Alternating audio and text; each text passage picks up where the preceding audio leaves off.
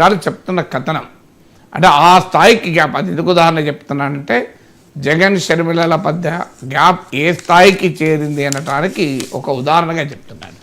So అందువల్ల ఇప్పుడు తేల్చుకోవాల్సింది షర్మిల ఆంధ్రప్రదేశ్లో వెళ్ళి జగన్మోహన్ రెడ్డితో పోరుకు రెడీ అవుతారా అని.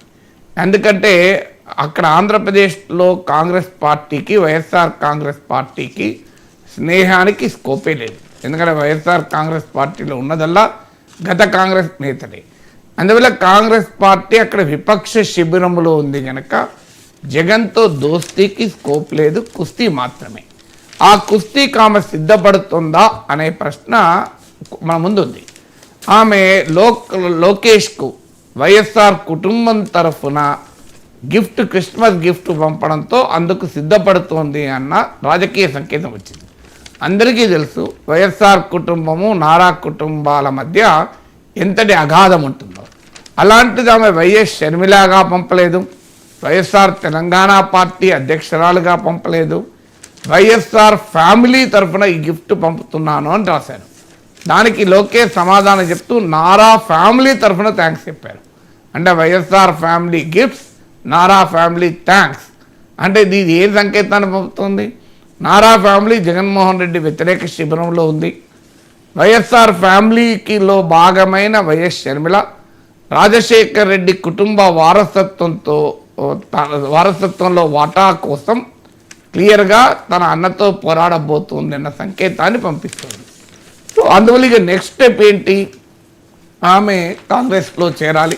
నాకున్న సమాచారం ప్రకారం జనవరి మొదటి వారంలో ఆమె కాంగ్రెస్లో అధికారికంగా చేరుతారని, తర్వాత జనవరిలో నా గుర్తు జనవరి 17th అనుకుంటాను, జనవరి 3rd వీక్లో మ్యారేజ్ ఉంది, షర్మిల గారి కూతురు మ్యారేజ్.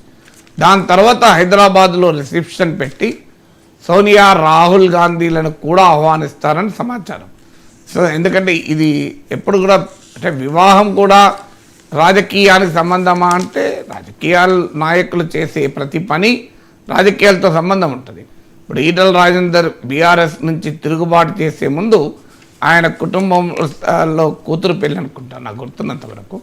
ఆ వివాహానికి కొన్ని వేల మంది వచ్చారు, నేను కూడా వెళ్ళాను.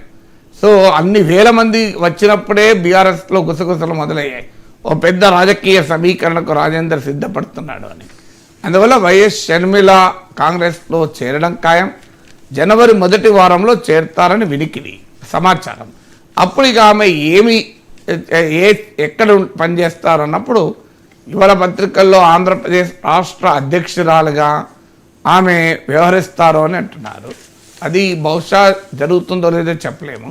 కానీ ఆల్ ఇండియా సెక్రటరీస్లో ఒకరిగా, జనరల్ సెక్రటరీ ఒకరిగా, కపుల్ ఆఫ్ సౌత్ ఇండియన్ స్టేట్స్కి ఇన్ఛార్జ్గా ఆమె వెళ్ళే అవకాశం ఉంది. కర్ణాటక నుంచి రాజ్యసభకైనా పోటీ చేయొచ్చు, లేదా ఖమ్మం నుంచి లోక్సభకైనా పోటీ చేయొచ్చు అని వార్తలు వస్తున్నాయి. ఖమ్మం నుంచి లోక్సభకు పోటీ చేయడం ఆమెకు సేఫ్ సీట్ అవుతుంది. ఎందుకంటే అక్కడ ఖమ్మంలో కాంగ్రెస్ పార్టీ స్వీప్ చేసింది. ఆమె అక్కడ పొంగులేటి శ్రీనివాసరెడ్డి లాంటి కుటుంబానికి సన్నిహితంగా ఉన్న వ్యక్తులు ఇన్ఫ్లుయెన్షియల్ లీడర్స్గా ఉన్నారు. బట్టి విక్రమార్క, తుమ్మల నాగేశ్వరరావు, పొంగులేటి శ్రీనివాసరెడ్డి ముగ్గురు కీలక మంత్రులు అక్కడి నుంచి ఉన్నారు. అయితే మళ్ళీ తెలంగాణ కాంగ్రెస్ నాయకత్వం అందుకు అంగీకరిస్తుందా?